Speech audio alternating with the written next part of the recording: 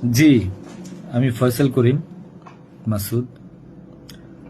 আহ, বিগত 12ই ডিসেম্বর ওসমান হাদির নামে যে ব্যক্তির হত্যা মামলার আসামি আমাকে করা হয়েছে। আসলে আমি এই মামলার সাথে, এই ওসমান হাদির যে হত্যা, এই হত্যার সাথে আমি কোনোভাবে প্রত্যক্ষ বা পরোক্ষভাবে জড়িত না।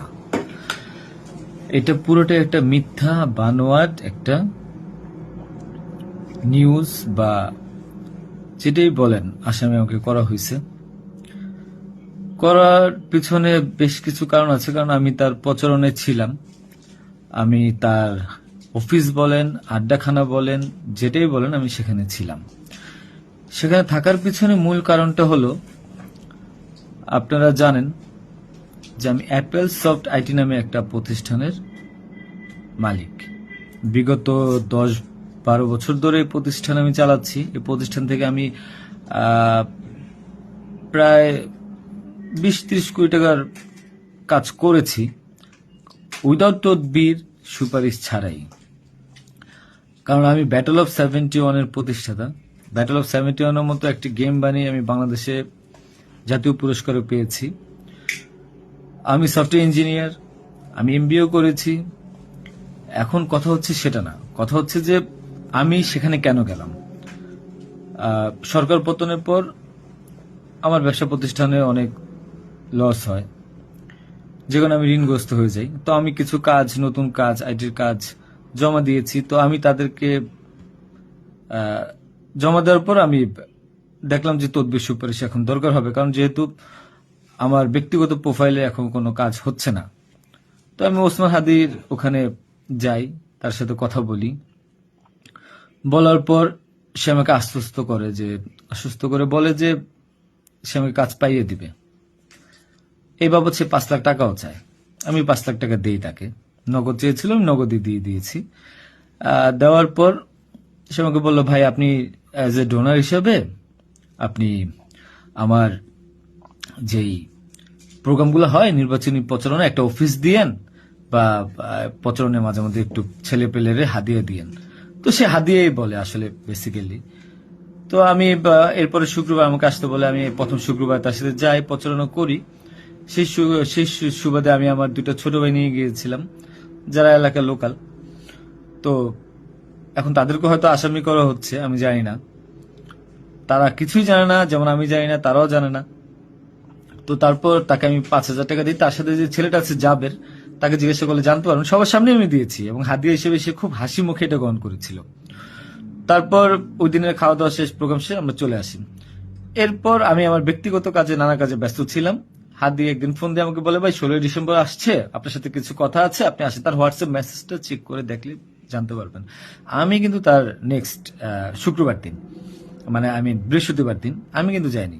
সে আমাকে ফোন দিয়ে নিয়েছিল যে আপনি আসেন, এসে আপনি দেখেন যে আপনার সাথে কিছু কথা আছে, আপনার কাজটার বিষয়ে কিছু কিছু কথা আছে, আর আমাদের 16ই ডিসেম্বর প্রোগ্রামে আপনি একটু হেল্প লাগবে।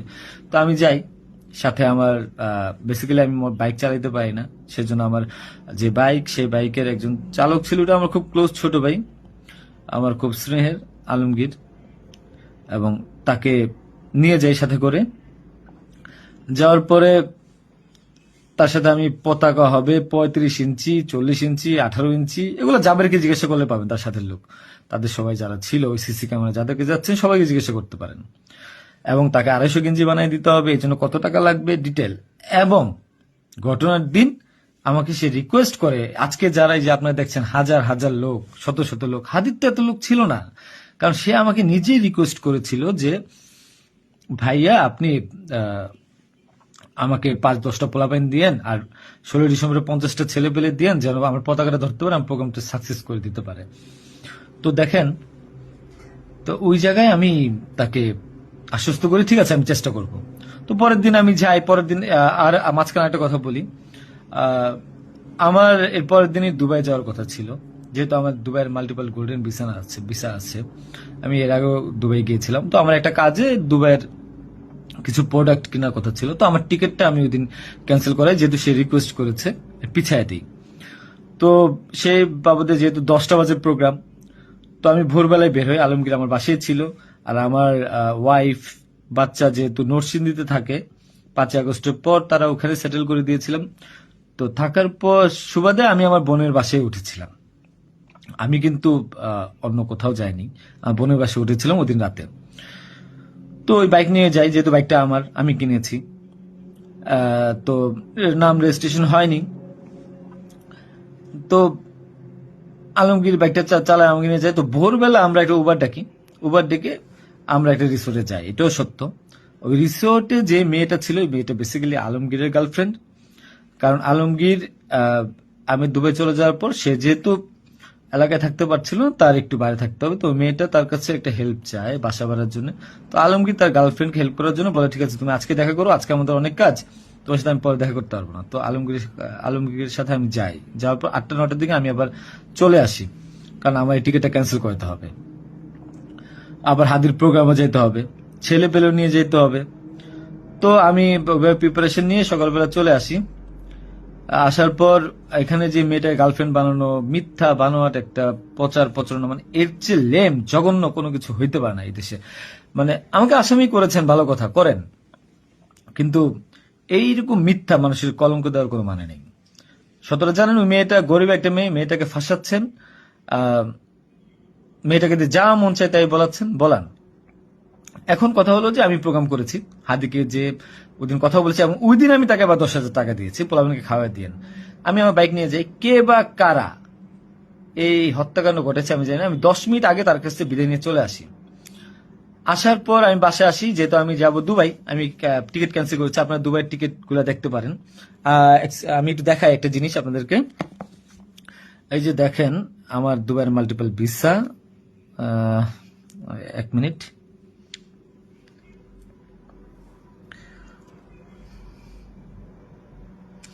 এই যে দেখেন আমার দুবাইয়ের মাল্টিপল ভিসা। হ্যাঁ, ওকে।